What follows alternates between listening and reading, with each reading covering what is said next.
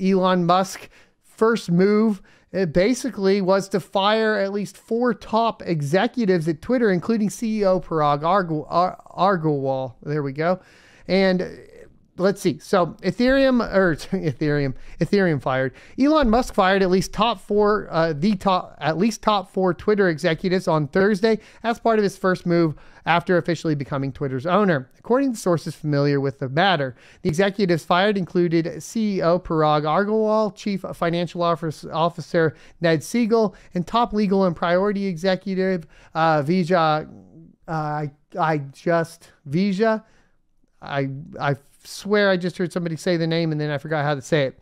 She was the one that actually decided to ban Trump, by the way, as well. And General Counsel Sean Edgett. Why does this matter right at the end of the day? Like I said, you can join whatever side you want to join. The point is that we are seeing essentially this kind of fight going on between essentially whatever side, you know, the culture war, right? Whether or not you think, you know, Trump should have freedom of speech on, you know, on Twitter and have access to the public or not. This is kind of where that is playing out. That's why we see like Twitter, make Twitter orange again, that sort of stuff. My humble opinion, if you want it, I don't think you restrict the speech of anybody at all, ever, in any circumstances, especially a former president of the United States. If he says something indemnifying, then I want the public to know about it, the entire public, because then he needs to be held accountable for it. Right? You can't hold people accountable if they can't say what they really think in the first place. Okay?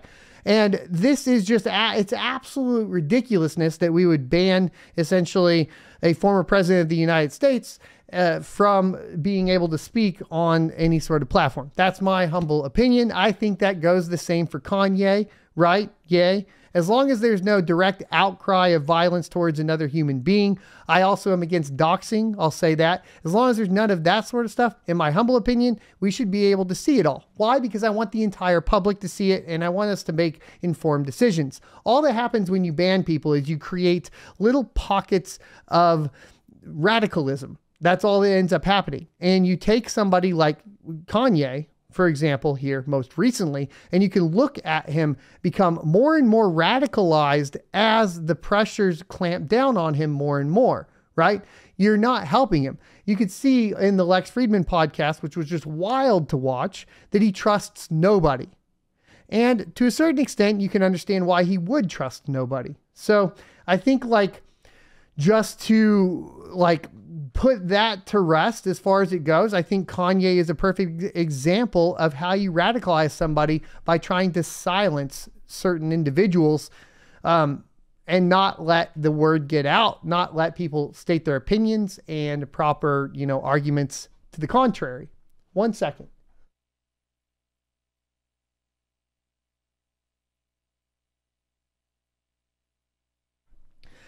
We could always get into the argument of a private platform can ban and do whatever they want. And that's true. I think that that's been taken very, very far by the liberal agenda. I think that we are moving into a digital age that requires the shifting of rules in general. That's what I think. I think that it would be amiss to just give all the power to the companies, but I know that the liberal left, who used to be pro-free speech and anti-big corporations, is now pro-big corporations as long as it aligns with their side. I don't think that's the way to go. Personally, I think that we need to shift and make sure that people have access. I think the ultimate access to speech is moving away from centralized platforms as a whole. Yes, I mean moving off of YouTube. Yay, let's go and get ahead and get more suppressed as we go on, and moving on to platforms like Library.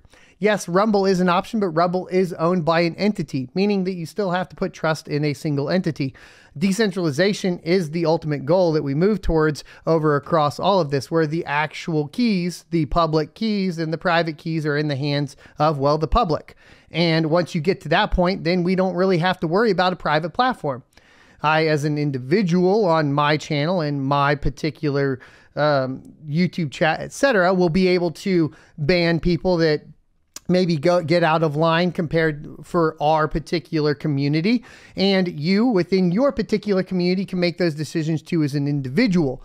But having a big corporation that oversees everything, doing that for everybody, is the problem that we run into with the current status of social media and big tech. And I think it will change. Inevitably it does, right?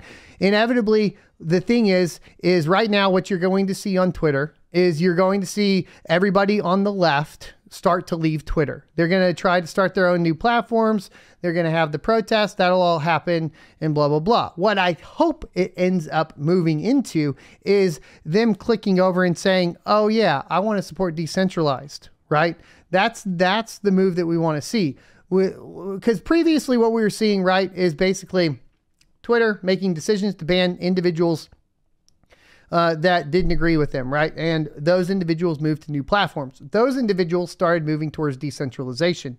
So now the ultimate goal, one sec. I still have bronchitis. So the ultimate goal, and here's where I think it happens. Balaji on the Lex Friedman podcast talked about this, and this is very important. It will no longer be left and right.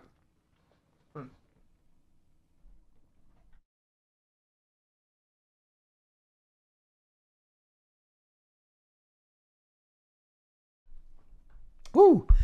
It's a little too much. It will no longer be left and right. It will be centralization versus decentralization, because what you are going to see now is that the people that disagree with Musk and his policy will leave Twitter, a centralized platform owned by a single entity, and they will start to see the light being decentralization.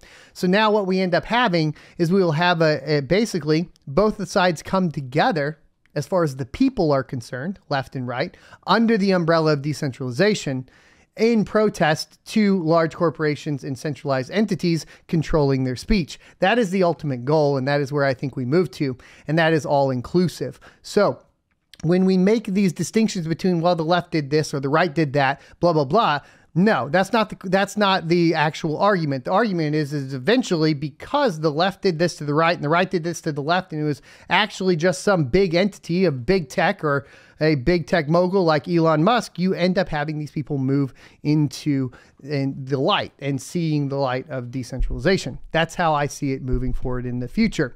Hopefully. I think it'll take quite some time. And we'll just go ahead and put you in timeout. Boom. All right, there you go. Musk, who wanted to walk away from his initial offer to purchase Twitter for $44 billion, made a U-turn on the offer in October. Musk shared a video of his entrance at the headquarters this week and met with workers while having impromptu conversations with them, Insider reported. His acquisition of the social media platform sparked concerns among employees. One shared with Insider what it was like before Musk reached the deadline to close the deal. Now, in response to this, it is clear that crypto is bullish on this purchase, not just Dogecoin like we've seen. But Binance's CZ confirms participating as equity investor in Musk's Twitter takeover. ZIL said Binance had wired some $500 million 2 days ago as part of the move. Binance confirmed on Friday that it was as an equity investor in billionaire technology entrepreneur Elon Musk's takeover of microblogging service Twitter. Quote, "We're excited to be able to help Elon realize a new vision of Twitter."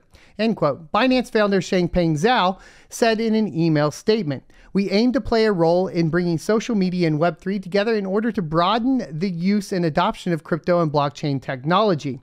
CZ said in a tweet that Binance had wired some $500 million as part of the deal 2 days ago. Twitter did not immediately respond to CoinDesk's request for comment.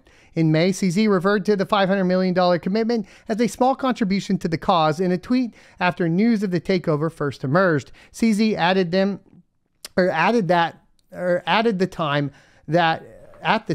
a priority should be to reduce spam and scams on the platform. Quote, "Our initial commitment remains the same, and we look forward to exploring opportunities to grow the partnership in the future," a Binance spokesperson said. Now, obviously, the takeover by Elon Musk of Twitter as it pertains to cryptocurrency is bullish across the board, right? That's what we're seeing. The interesting part here coming from CZ is the commitment of this 500 million going towards a reduction of scams on the platform. And as we've seen, like one of the biggest questions that Musk had surrounding Twitter was the amount of bots on the platform, like the true actual amount of real people and how to mitigate these bots, right? And I think that obviously, when you are participating in cryptocurrency on Twitter, you're worried about a few things, right? Most of the time, especially if you're talking about a Bitcoin maximalist and most everybody else in crypto, you're going to have some sort of slightly independent bent viewpoint as far as that goes. And then that'll probably be tied into some sort of free speech movement, as well as like maybe we could go even so far into like seed oils if we want to get really extreme maximalist. But the other thing that is there is basically trying to avoid scams and the amount of reply bots that are happening. I really like this push from CZ and this commitment towards it with the goal of removing spams and such. As you guys can see in the bottom of my YouTube channel on the comments, we get tons of scams. This AMZ crap is absolutely frustrating. I spend so much time trying to delete them and it's a never-ending process. Yes, I run the little bots that scan for me and I like remove what I can, but it's just absolutely ridiculous. And hopefully Twitter gets better about this with the takeover. That is one light at the end of the tunnel that we could see from it. Thanks for checking out this clip from the Crypto Mining Show. You can check out the full episode here or more crypto content down here. Also, I'd like you to check out my locals page at sonofatech.locals.com where you can become a member for free or choose to be a $5 a month supporter that unlocks additional content.